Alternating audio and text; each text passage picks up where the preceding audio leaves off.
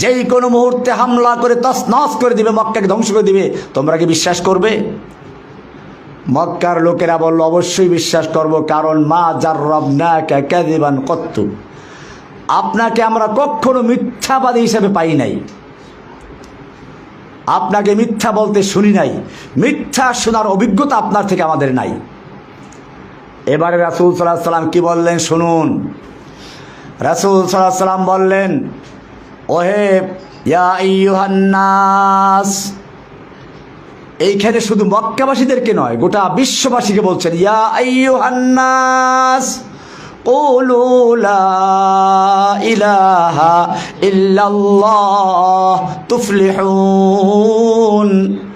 ও বিশ্ব মানব, বিশ্ববাসী শুনে রেখো, যদি তোমরা একটা কালিমার সাক্ষ্য দাও, লাউ কুলতুম কালিমাতান ওয়াহিদাতান, তোমরা যদি একটা কালিমা, একটা কথা, একটা বাক্য মেনে নাও, তামলিকুনা বিহাল আরব, গোটা আরবের তোমরা মালিক বনে যাবে, ওয়া তাদিনু লাকুমুল আজম, অনারব বিশ্ব তোমাদের দিন গ্রহণ করবে। কয়টা কথা মানতে হবে?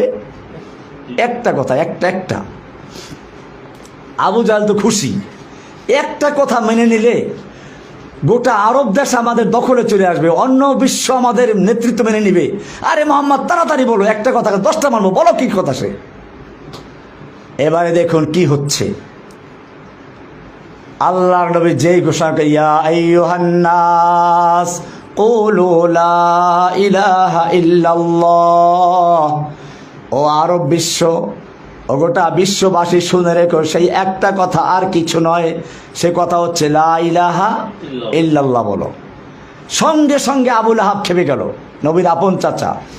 আবু জাহেল খেপে গেল। আবু জাহেল কিন্তু আপন চাচা নয়, এটা ভুল কথা, গ্রামের চাচা, এলাকার চাচা। আপন চাচা হচ্ছে আবু তালেব। আবু তালেব খেপে গেল, আবু লাহাব খেপে গেল, আবু জাহাল খেপে গেল, মক্কার তারা সব তছনছ করে দিল। আল্লাহর নবীর পক্ষে কথা বলার মতো একটা লোক পাওয়া গেল না।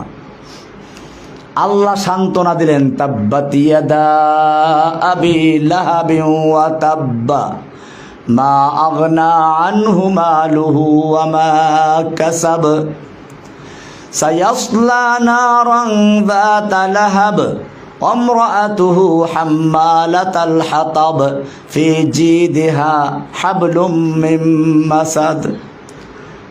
আল্লাহ তাআলা সান্ত্বনা দিলেন। প্রশ্ন হচ্ছে, কেন লা ইলাহা ইল্লাল্লাহ বলার সঙ্গে সঙ্গে আবু লাহাব খেপে গেল কেন? আবু লাহাব বুঝতে পেরেছিল লা ইলাহার মধ্যে কি আছে। লা ইলাহা ইল্লাল্লাহর দুইটা পার্ট, দুইটা অংশ। প্রথম অংশ হচ্ছে লা ইলাহা, কোনো ইলাহা নাই, সব বাদ। এরপরে ইল্লাল্লাহ, আল্লাহ ছাড়া, মানে আল্লাহ ছাড়া আর কোনো ইলাহ নেই। আবু লাহাব বুঝতে পারলো আমাদের এই 360টা মূর্তি দেবদেবী সবকে অস্বীকার করে এক আল্লাহকে গ্রহণ করতে হবে, লা ইলাহা সে কথা আছে, সেই জন্য সে প্রতিবাদ করেছে। আমার মায়েরা, বোনেরা, মনে রাখতে হবে। আমি উদাহরণ দেই, পুরাতন বিল্ডিংয়ে নতুন করে রং করলে মানুষ কী করে? আগে পুরাতন রংটা ঘষে মেজে ধুয়ে মুছে পরিষ্কার করে তারপরে নতুন রং করে। কেন? পুরাতন রঙের উপরে রং করলে ওই নতুন রং টিকবে না, পড়ে যাবে। ঠিক এরকম ভাবে ইসলাম বলে লা ইলাহার মাধ্যমে একজন মানুষের অন্তর থেকে যত আল্লাহ ছাড়া বাতিল ইলাহ বসে আছে, সেই ইলাহ হতে খাজা বাবা, গাজা বাবা, ল্যাংটা বাবা, পীর বাবা, দরগাওয়ালা, দুর্গাওয়ালা, নেতা নেত্রী, জননেত্রী, কি আছে ওই যে জনক মনক হাবিজুবি, যেখানে মূর্তি কেমনি বসাইছিল সেই মূর্তিগুলো কেড়ে লাগে, তারপর টাইনটা তারপরে ফালাই দিছে একটারে। এরকম যে যত গায়রুল্লাহ অন্তরে বসে আছে, লা ইলাহা ইল্লাল্লাহর র‍্যাদ দিয়ে ঘষে মেজে ধুয়ে মুছে পরিষ্কার করে এরপরে বলা হচ্ছে ইল্লাল্লাহ, একমাত্র আল্লাহকে বসাতে হবে। আল্লাহ ছাড়া আর কোনো ইলাহ নেই, আল্লাহ ছাড়া আর কোনো উপাস্য নেই। ব্যক্তি জীবনে, পারিবারিক জীবনে, সামাজিক জীবনে, রাষ্ট্রীয় জীবনে, আন্তর্জাতিক জীবনে, সকল ক্ষেত্রে আমি আনুগত্য করব কার? এটার নামই ইসলাম। এটার নাম কি? ইসলাম।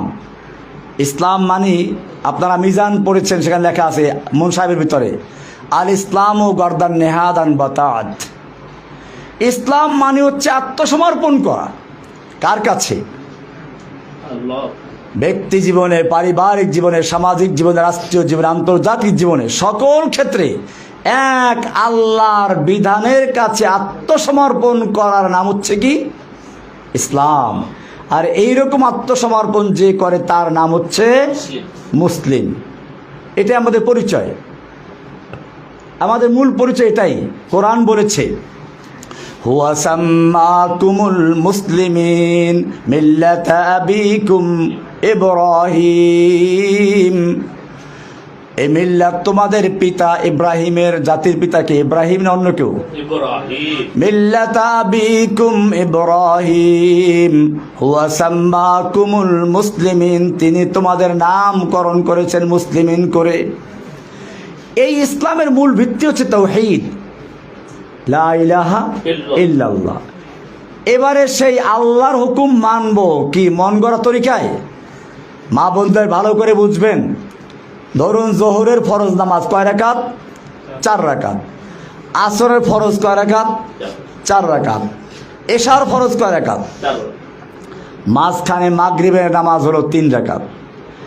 এখন যদি কোনো ব্যক্তি আজকের থেকে বলে যে অসুবিধা কি, মাগরিবের নামাজটাও 4 রাকাত পড়ব, 1 রাকাত বেশি বললে একটা রুকু বাড়বে, সেজদা বাড়বে, সুবহান রাব্বিল আযীম বাড়বে, আলা বাড়বে, সমস্যা কি?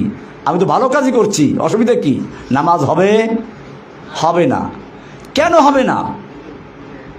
আল্লাহর হুকুম, রাসূলের তরিকা চলতে হবে। আল্লাহ বলেছেন সালাত কায়েম করো, কেমনে কায়েম করব তা দেখিয়েছেন কে? মুহাম্মাদুর রাসূলুল্লাহ। কে দেখিয়েছেন? এবারে মুহাম্মদ সাল্লাল্লাহু আলাইহি ওয়াসাল্লাম যে নামাজ দেখিয়েছেন তার মধ্যে মাগরিব হলো 3 রাকাত, 3 রাকাতই পড়তে হবে। 4 রাকাত পড়লে নামাজ হবে না।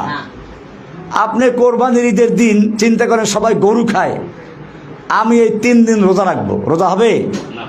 ঈদের দিন রোজা রাখা জায়েজ না হারাম? কেন হারাম? এইটাই হচ্ছে যে আল্লাহর বিধান যেটা যেরকম আছে সেরকম মানতে হবে, এর বাইরে মানা যাবে না। আমাদের দেশে বিশেষ করে চট্টগ্রামে মাজারে সেজদা করে অনেকে, আবার বলে তাজিমি সেজদা। আপনারা যেটা করেন হলো ইবাদতের সেজদা, নামাজে, ওটা না, আমরা করি তাজিমের সেজদা। আমি আপনাদেরকে বলতে চাই, আমরা যত রকম নামাজ পড়ি সব নামাজের রুকু সেজদা আছে, ঠিক কিনা? ফজরের নামাজ পড়বেন, রুকু সেজদা করতে হবে। তুমি জোহরের নামাজ পড়ো, রুকু সেজদা করতে হবে, ফরজ। মাগরিবের নামাজ, আসরের নামাজ, ইশার নামাজ, জুমার নামাজ, ঈদের নামাজ, সব নামাজে রুকু সেজদা করা ফরজ। কিন্তু খবরদার নামাজটা যদি জানাজার নামাজ হয় রুকু সেজদা করা যাবে না। কেন করা যাবে না? সব নামাজের ভিতরে রুকু সেজদা করা ফরজ, জানাজার নামাজে রুকু সেজদা করা যাবে না। কেন? কারণ হচ্ছে এই জানাজার নামাজের সামনে একটা লাশ আছে, লাশ। এখন আপনি যত ভালো উদ্দেশ্যে আল্লাহর জন্য সেজদা করেন, ওই পীর ফকির বলবে কি, এই তো বুজুর্গকে সেজদা করা হলো, তাজিমের সেজদা। আল্লাহ রাব্বুল আলামিন চাইলেন যে প্রয়োজনে আমার সেজদা বাতিল করে দিলাম, তবু যেন মানুষ বিভ্রান্ত না হয়।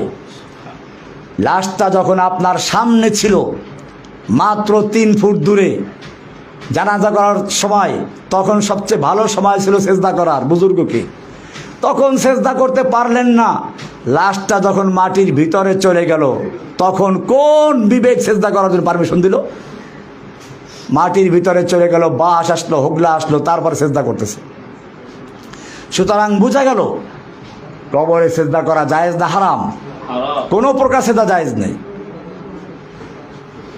সুতরাং আমাদের মনে রাখতে হবে, আমরা আল্লাহর হুকুম মানব কার তরিকায়? রাসূল সাল্লাল্লাহু আলাইহি ওয়াসাল্লামের দেখানোর তরিকায়। এটাই হচ্ছে ইসলাম, এটাই হচ্ছে আল্লাহর হুকুম পাবো কোরআনে, রাসূলের তরিকা পাবো কোথায়? হাদিসে। কোরআন এবং হাদিসের মাধ্যমে আমরা শিখবো আমাদের দিন। আল্লাহ সুবহানাহু ওয়া তাআলা আমাদের সকলকে বিষয়গুলোকে বুঝার এবং আমল করার তৌফিক দান করুন। ওয়া আখিরু দাওয়ানা আনিল হামদুলিল্লাহি রাব্বিল আলামিন। আর কোনো প্রশ্ন আছে?